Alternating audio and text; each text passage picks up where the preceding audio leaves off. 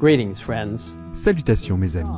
Au chapitre 8 des psaumes, nous trouvons ce beau chant de glorification du Créateur, et au milieu de ce psaume, nous lisons ces merveilleux versets. Quand je contemple le ciel, œuvre de tes mains, la lune et les étoiles que tu as placées, je dis, qu'est-ce que l'homme pour que tu te souviennes de lui, et le Fils de l'homme pour que tu prennes soin de lui. Tu l'as fait de peu inférieur à Dieu, et tu l'as couronné de gloire et d'honneur. Vous voyez, dans ce beau passage de louange du psaume 8, nous découvrons la valeur que Dieu a donnée à l'être humain. Dieu est attentif, il se souvient de nous. Il veut être en relation et en communion avec nous. Il nous a fait de peu inférieurs aux anges. Il nous a couronnés de gloire et d'honneur. Nous lui appartenons vraiment. Comme nous le savons, lorsque Dieu a créé les êtres humains, ils étaient parfaits. La Bible nous permet de lire les conversations de la Trinité lorsque, comme le rapporte Genèse 1, verset 26, elle proclame « Faisons l'homme à notre image, à notre ressemblance ». Puis il poursuit comme l'indique le rouleau sacré.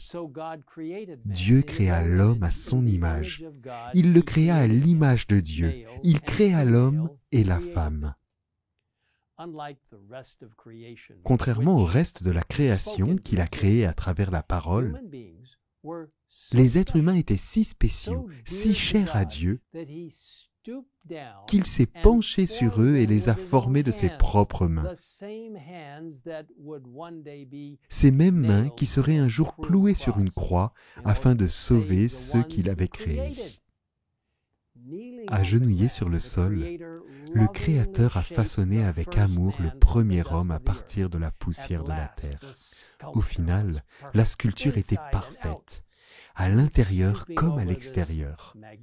Puis, se penchant sur cette forme magnifique, le Créateur souffla un souffle de vie dans ses narines et l'homme devint un être vivant. Arrêtons-nous un instant pour examiner un aspect important.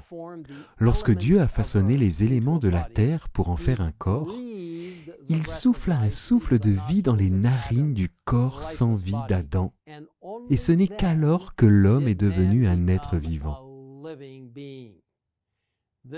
Ce souffle de vie, le souffle du Dieu Tout-Puissant selon Job 33, verset 4, où nous lisons « L'Esprit de Dieu m'a créé, le souffle du Tout-Puissant m'anime. »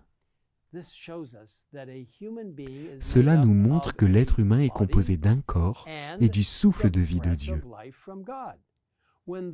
Lorsque les deux éléments sont ensemble, il y a la vie. Lorsqu'ils sont séparés, il n'y a pas de vie.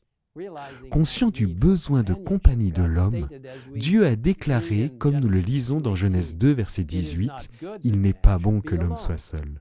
Je lui ferai une aide qui soit son vis-à-vis. » La Bible nous dit que Dieu a fait tomber sur Adam un profond sommeil, et pendant qu'Adam dormait, Dieu a pris une de ses côtes pour en créer une femme. Il a ensuite réveillé Adam et lui a présenté Ève.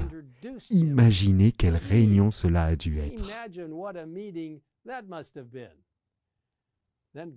Dieu les bénit et leur dit, « Reproduisez-vous, devenez nombreux, remplissez la terre et soumettez-la, dominez sur les poissons de la mer, sur les oiseaux du ciel et sur tout animal qui se déplace sur la terre. » Il les a placés dans leur belle demeure, le jardin d'Éden, où ils devraient vivre pour toujours dans le plus grand bonheur. Malheureusement, bien qu'il ait été créé parfait et à l'image de Dieu et placé dans un environnement parfait, Adam et Ève sont devenus des transgresseurs et sont tombés dans le péché, avec toute la douleur, la misère et la mort que cela entraîne.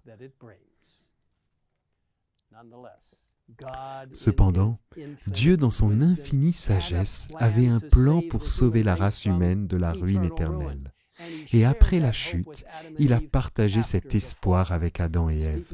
S'adressant à Satan, Dieu dit, « Je mettrai l'hostilité entre toi, Satan, et la femme, entre ta descendance et sa descendance. Celle-ci t'écrasera la tête et tu lui blesseras le talon. » Le message de Dieu était encourageant parce qu'il annonçait que même si Satan avait soumis l'humanité à son mauvais sort, il serait finalement vaincu et qu'une issue serait offerte pour tous ceux qui choisiraient cette voie par l'intermédiaire de notre Sauveur Jésus-Christ.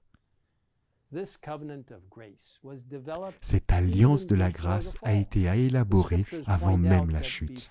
Les Écritures soulignent qu'avant la création, les personnes de la Trinité ont fait alliance entre elles pour sauver la race humaine si elle tombait dans le péché. Dans Éphésiens 1, versets 5 à 7, nous lisons « Il nous a prédestinés à être ses enfants adoptifs par Jésus-Christ. C'est ce qu'il a voulu, et dans sa bienveillance, pour que nous célébrions la gloire de sa grâce, dont il nous a comblés dans le bien-aimé. En lui, par son sang, nous sommes rachetés, pardonnés de nos fautes, conformément à la richesse de sa grâce. »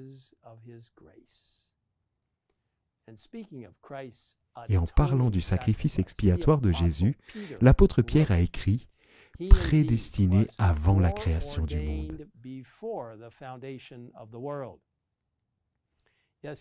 Oui, mes chers amis, nous sommes précieux aux yeux de Dieu. Nous sommes l'œuvre de sa création et de sa seconde création par son salut.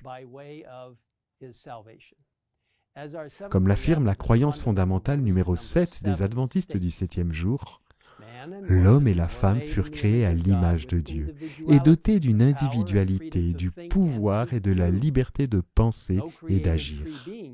Bien que créés libres, chacun d'eux, constitué d'une unité indivisible, corps, âme et esprit, était dépendant de Dieu pour la vie,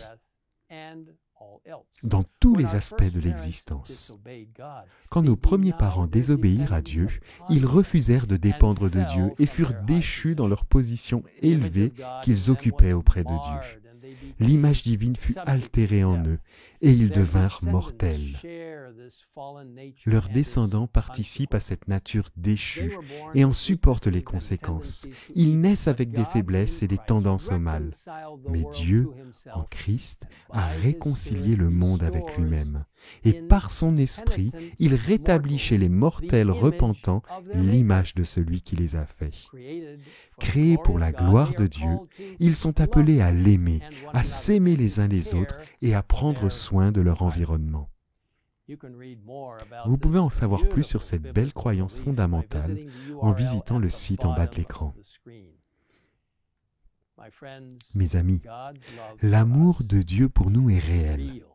Il nous a créés, nous a rachetés et nous promet qu'un jour il nous transformera complètement.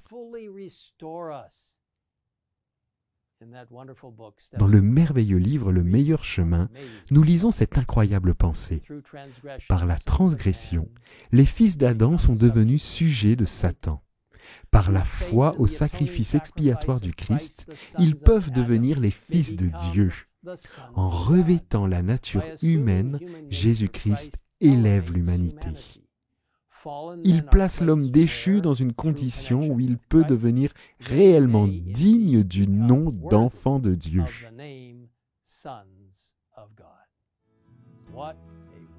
Quel merveilleux Créateur, Sauveur, Rédempteur et ami nous avons en Jésus-Christ. Maintenant, prions le Seigneur. Père Céleste, merci pour le plan du salut. Quel moyen étonnant et aimant tu as prévu pour des personnes dont tu savais qu'elles tomberaient d'un état parfait.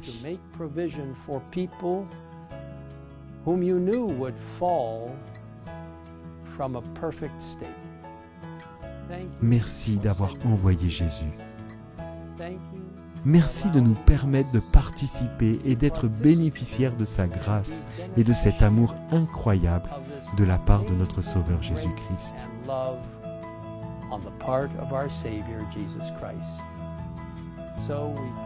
Nous nous remettons maintenant entre tes mains et nous te demandons de continuer à nous transformer à l'image de Dieu. Nous te le demandons au nom de Jésus. Amen. In Jesus' name we ask it. Amen.